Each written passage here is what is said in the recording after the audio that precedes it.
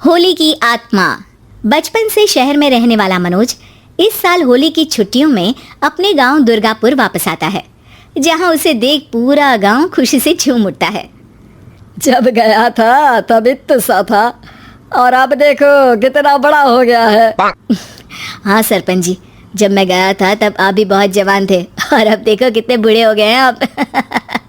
चलो चलो, बढ़िया है, बच्चा घर वापस आ गया। इसी खुशी में आज रात पार्टी होगी। क्या बात है, गांव में भी पार्टियां होने लगी। वैसे अगर पार्टी की बात है तो आज क्यों सीधा होली पार्टी करते हैं।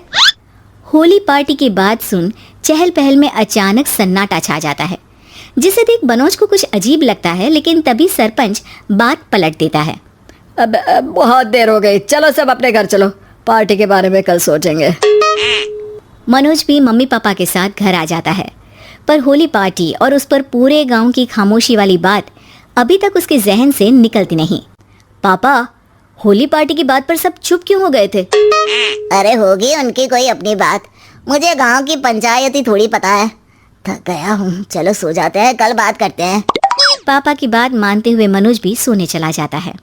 आज तो छुपा लिया, लेकिन हफ्ते बाद जब होली का दिन आएगा तब इसे कैसे रोकोगे? अगली सुबह सूरज के साथ ही मनोज भी गांव घूमने निकल जाता है, जिस पर रास्ते में उसे अपनी ही उम्र के कुछ लड़के भी मिलते हैं, जिनसे दोस्ती कर अब वो उनके साथ घूमने लगता है। इसी तरह कुछ दिन बीत जाते हैं और होली नज़दीक आने लगती है।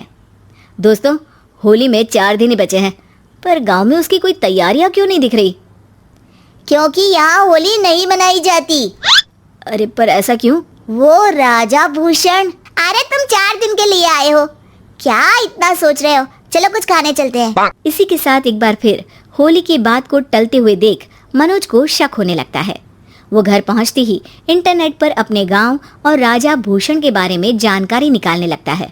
क्या? मुझे आज तक ये नहीं पता था। ऐसा कैसे? किसी ने मुझे कुछ बताया क्यों नहीं? सारी जानकारी लेने के बाद मनोज गांव वालों या अपने मम्मी पापा से कुछ पूछे बिना खुद ही उसकी सच्चाई के बारे में छानबीन करने लगता है, जिसके चलते वो राजा भूषण की हवेली में पहुंचता है। वाह, क्या हवेली है यार। पर क्या यहाँ सच में कोई भूत है? हेलो भूत जी, कोई है क्या?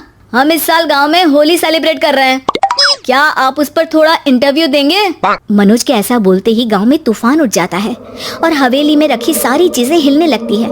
एक अदृश्य शक्ति मनोज को धक्का देकर हवेली से बाहर निकाल दरवाजा बंद कर लेती है।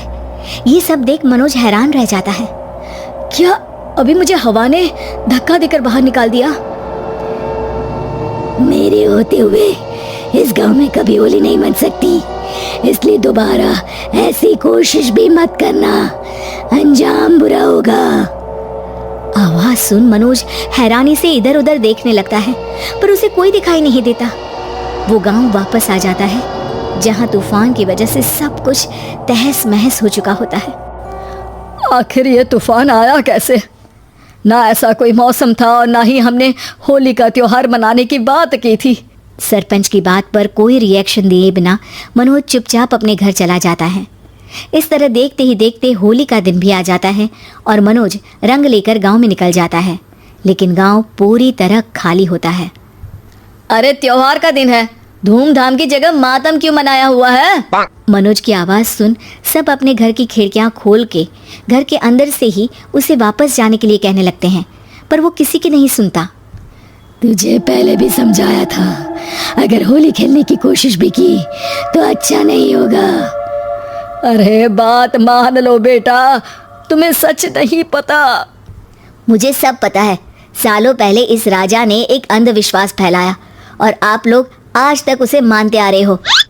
अरे बेटा, जब तुम पैदा भी नहीं हुए थे उससे भी बहुत पहले से इस गांव पर होली का श्राप है।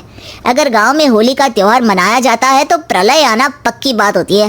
राजा भूषण इस सब में नहीं मानते थे और त्योहार मनाने लगे, जिसके चलते होली वाले ही दिन पहले उनके बेटे की और फिर उनकी मृत्यु हो गई। तभी से गांव की रक्षा के लिए उनकी आत्मा उस हवेली में रह रही है। सबकी बातें सुन मनोज उलझन में पड़ जाता है। सोचना भी मत मनोज, अगर तुमने इस परंपरा को तोड़ने की कोशिश भी की तो उसका परिणाम इस गांव और गांव के लोगों के लिए अच्छा नहीं होगा। मुझे भी यकीन नहीं हो रहा कि आप लोग एक बेतुकी बात को मानकर सालों से रंगों के त्योहार को मातम की तरह मनाते आ रहे हो। मनोज किसी की कोई बात ना मानते हुए पूरे गांव में रंग बिखेर देता है, जिसके तुरंत बाद वहां तूफान के साथ बिजलियां गरजने लगती है। अचानक मौसम में ऐसा बदलाव देख जहां मनोज कंफ्यूजन में आ जाता है, वहीं गांव वाले डर से सहम जाते हैं।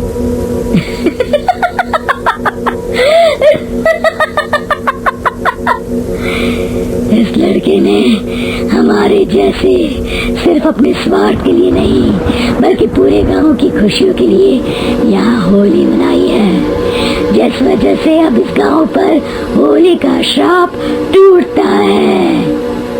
ऐसा बोलकर राजा का भूत वहां से गायब हो जाता है, जिसके बाद गांव के लोग धूमधाम से होली मनाते हैं। खुशियों के रंग गांव में बिखरे ही होते हैं कि अगली सुबह अचानक मनोज कहीं गायब हो जाता है और एक बार फिर गांव में होली का नया राज शुरू हो जाता है।